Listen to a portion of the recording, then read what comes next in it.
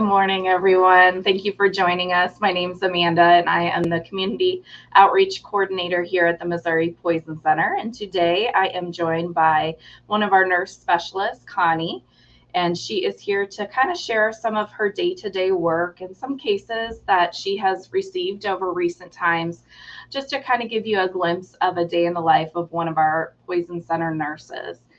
All right, so we're going to first start by just giving a little background. I want to show you a picture of our team. The staff at the Missouri Poison Center are all nurses and pharmacists who have additional training in toxicology. So we sit for a special board exam that is quite intensive every 7 years, and we receive continuing education throughout the year as well.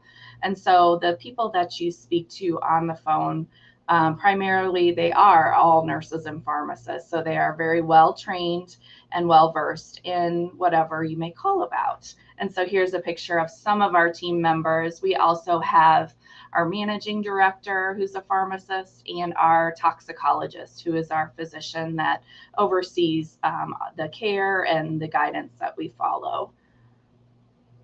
Just a little bit more background. Again, we receive a lot of contacts or phone calls or texts or chats each year, almost 60,000. For me, I've heard it say that is a call or a text every 8 to 9 minutes, 24 hours a day. So it's quite involved. We never close. We're open every weekend, every holiday. So we're a good resource when your doctor might be closed or your pharmacy might not be open. Most of our calls, or a good portion of them, are for kids under 5. Those young toddlers and exploring children get into things. About 30% are for adults, though. So we do see a lot of medicine errors and other mistakes that adults make with products and cleaning things as well. And then just a few more points. We're a free resource for all in the state of Missouri. It's a national number, so no matter where you call from, and that 800-222-1222 number, you will get your state's poison center, and we're here for the whole state. Any call or contact you make is completely confidential, meaning that we will keep your information protected. We do sometimes ask for specific details like name or zip code or age, and those are for coding purposes, but we really do not pass that information along. We keep it confidential. And then we also handle all different types of poisoning. So most people think about, somebody swallowing something, but we do handle skin exposures or inhaled or breathing type of exposures, as well as things like snake bites and spider bites and plant exposures. What else am I missing? Bee stings. Bee stings. Yeah. So all of those things that summer bring, we'll receive more and more of those too.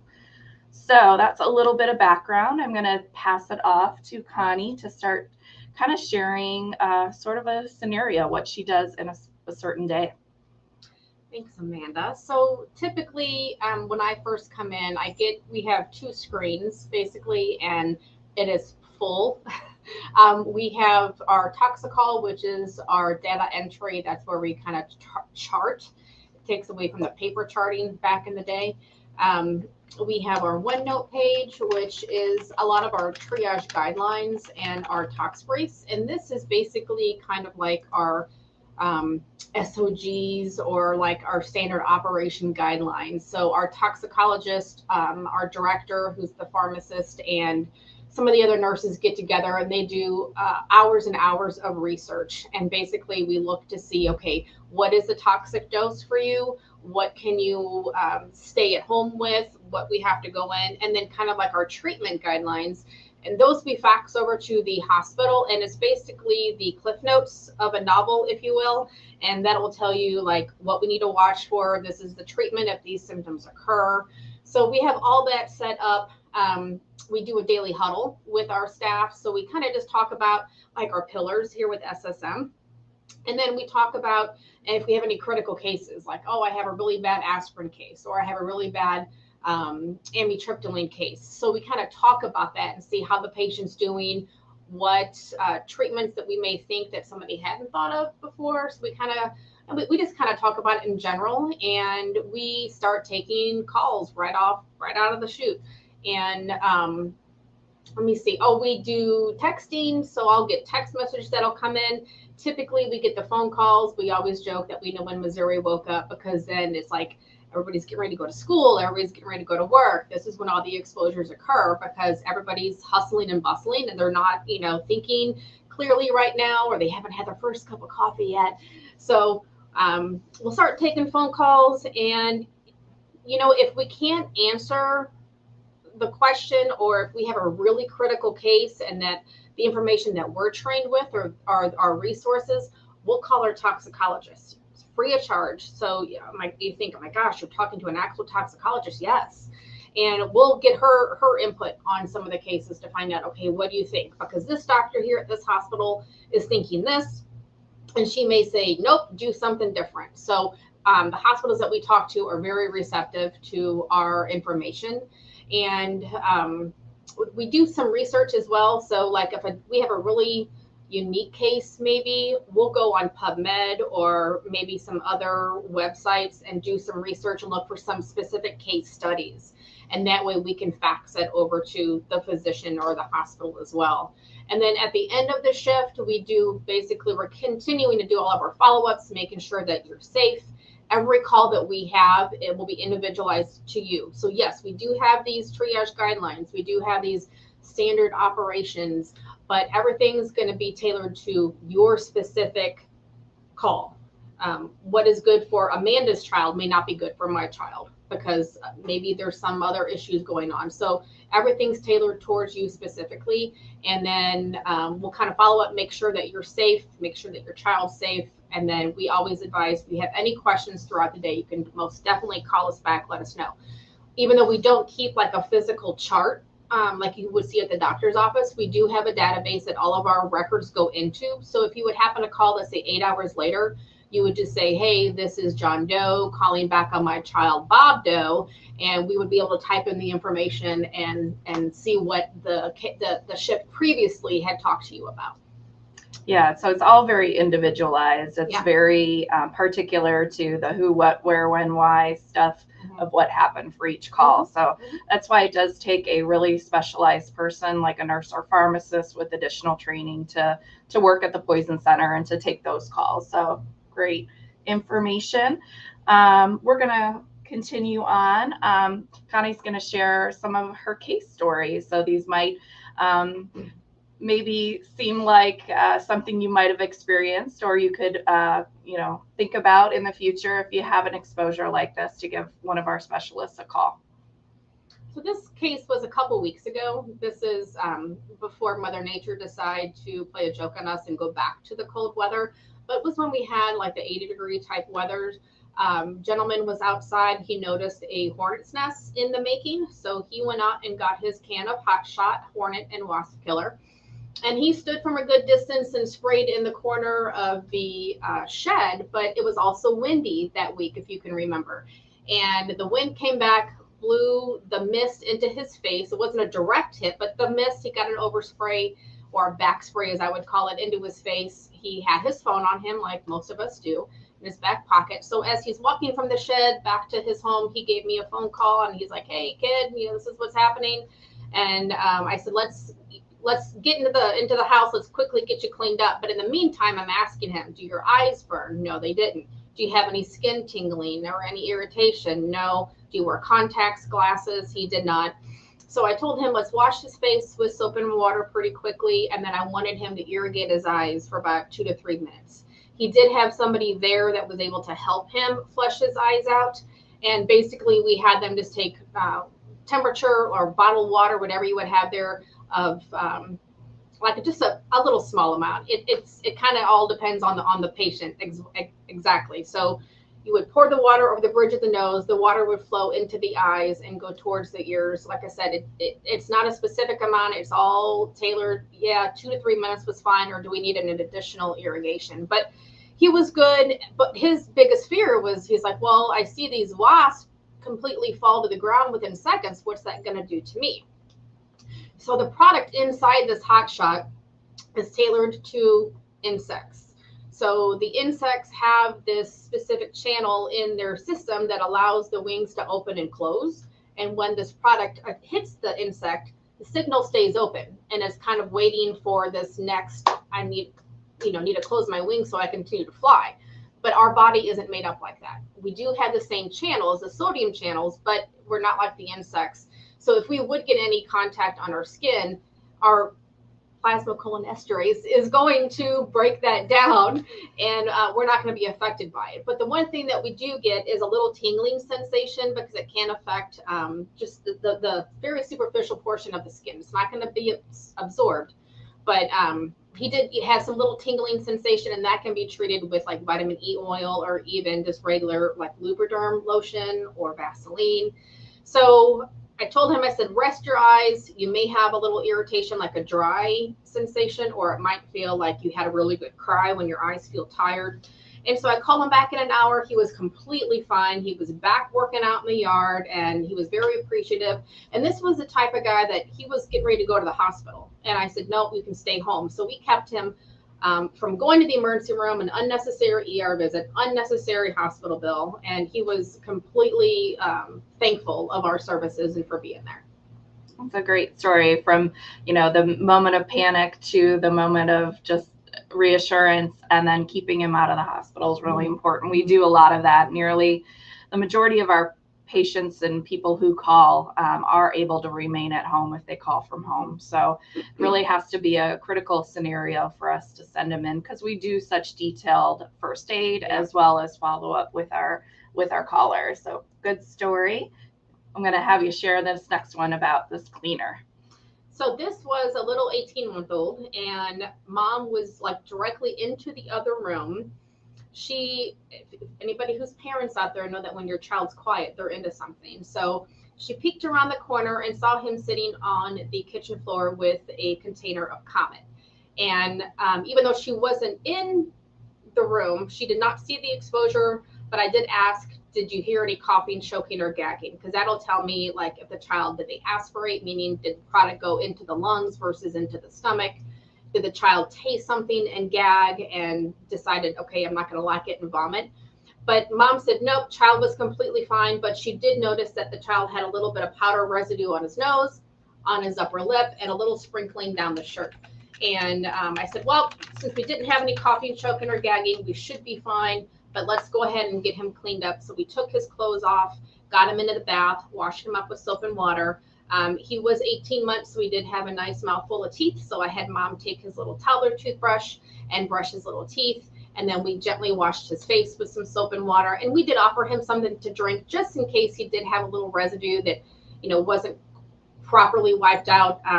Told mom that worst case scenario, we're going to watch for vomiting, because it does have some soap. It is a calcium carbonate type product. Some of them do have a little trace of bleach, but it's not caustic enough to be a problem. And then maybe some skin irritation, just because the babies, they have such sensitive skin that, they may have a little redness or irritation. But honestly, most of the redness that we get from the skin is from the parents scrubbing too hard. They call us back and they say, the skin's a little bit red. But it was from them just being very aggressive and panicked and washing their skin off. So I called back within the hour. Child was completely fine, no vomiting, skin was great. And again, we kept this child from going into the emergency room. Reassured mom. Mom went from 100 miles an hour to, at a standstill when I called her back. She also was very appreciative. And she's like, I have these child locks, but at 18 months, they're getting into that autonomy phase, and they're becoming more independent and more exploring. And that little hand just creeped into that bottom cabinet, and he was able to pull it out. So that was a learning lesson for mom as well, that she's going to have to revamp her childproof locks at home, because once you get older, things get a little different when it comes to exploring. Yeah, that's another good story. I can see that happening. I was just thinking, This green container of cleanser looks a lot like another product. If you've ever served some spaghetti and you've had that green shaker cheese. Gosh, Parmesan cheese. Parmesan cheese. There's a major brand. I actually have it as one of our lookalikes. So it's a very common thing. So think about that toddler maybe. I never even thought of that. 11 years and I've never even thought of that. Think of that toddler maybe wanting to have a little snack or something. So there are lookalikes. There are factors for toddlers that totally, that exploration, as you mentioned, and that curiosity is all very normal behavior. And then put on top of it something that may be confusing. So another good story, definitely something we hear about pretty regularly here at the Poison Center. All right, here's our last case that we're going to talk about. This was a doozy of a case. So this older gentleman called me and he was going through his nightly routine. And he said, Connie, I normally take all my pills at once. And I said, well, that's how we always do it, but let's talk about it. He goes, well, no, what I do, I take all my pills and I put them in one container. So just to give you an example, here we go. He put, 15 of his medicines. Let's say one was aspirin, one was Tylenol, one was a blood pressure medicine, whichever. And he put it in here. And when he does it, he takes it all at once. However, he grabbed the wrong bottle. He grabbed a bottle of Seroquel, which it was filled for 30. He didn't know how many were in there. So we're going to say maximum of 30 tablets were ingested. And unfortunately, that's too much for somebody to watch at home. So sent him into the emergency room and I called the hospital and gave them a heads up. And I said, look, this patient's coming in. This is what he did. This is how much he ingested. We talked about the toxic dose, which means what are you allowed to have safely at home before it's too much? So gave them that number. And then I talked about like the peak, which is how long does it take that medicine to reach its highest point? We talked about the half-life, which is how long it takes for half of that medicine to be metabolized. So the nurse was on the phone as well. And she's like, well, what do we need to do? And I said, well, hook him up to a cardiac monitor. Let's do a 12-lead EKG because it can affect the cardiac intervals. So we want to have at least like a baseline 12 leads so we can look back in case anything changes. We have a baseline to reflect on and start an IV and just get some routine labs, look at his potassium, look at his magnesium, and then probably monitor him for at least 4 hours because the peak of the medicine is like an hour and a half. So I said at least watch him for 4 hours before we consider him medically cleared. So faxed over those triage guidelines that we talked about. And within a couple hours, I called to do a follow-up. And I talked to the physician and I said, hey, how is he doing? He's like, he's not doing too hot. He's very lethargic, hard to arouse. His heart rate was increased. His blood pressure was a little soft, which is typically from what Seroquel can do. And he's like, yeah, and unfortunately, he's got some other health issues. We're going to keep him overnight for observation. So we continue to monitor. We called the next day and, magic of medicine, his body metabolized it. He was awake. He was alert. His vital signs were stable and he was able to go home. So this was something that was a learning moment. And I kind of want to show you guys something. So if you are adults, you have no children at home, you can put the medicines in a pill planner. Okay, you can get these at the Dollar Tree or you can get the big fancy ones like at Walgreens or whichever pharmacy store you want to go to. But, this can have all 15 of your medicines in one container, okay?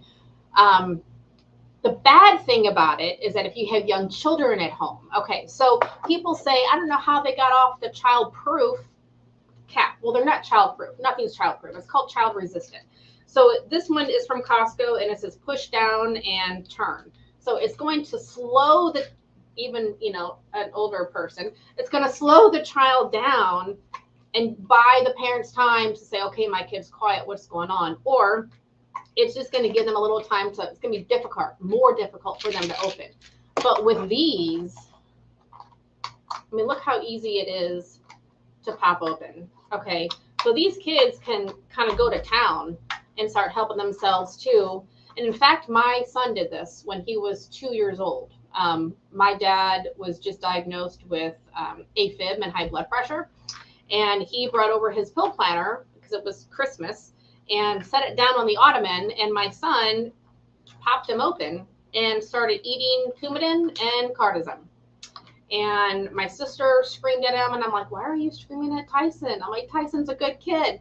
she was scooping out pill fragments. This is before I worked here at the Poison Center, and we had called poison control, and they're like, yeah, you need to go to the emergency room. So we ended up spending 24 hours in the ICU because of what my son did, because it was so easy to pop these open. So if you have young children, we recommend keeping your pills in the original container.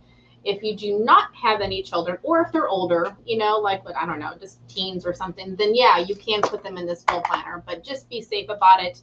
And we advise just don't do a shooter, as we call them, a shooter. Don't do a shooter of the medicines. Yeah, don't mix pills into the same bottle. That was prime example of a major error that could have been prevented with just kind of a better routine. So yeah, well, thanks for sharing your child's story, and it can happen very quickly. So again, just safe medicine use. Our nurses and pharmacists are always able to talk about that as well. You can just have a question and call the Poison Center.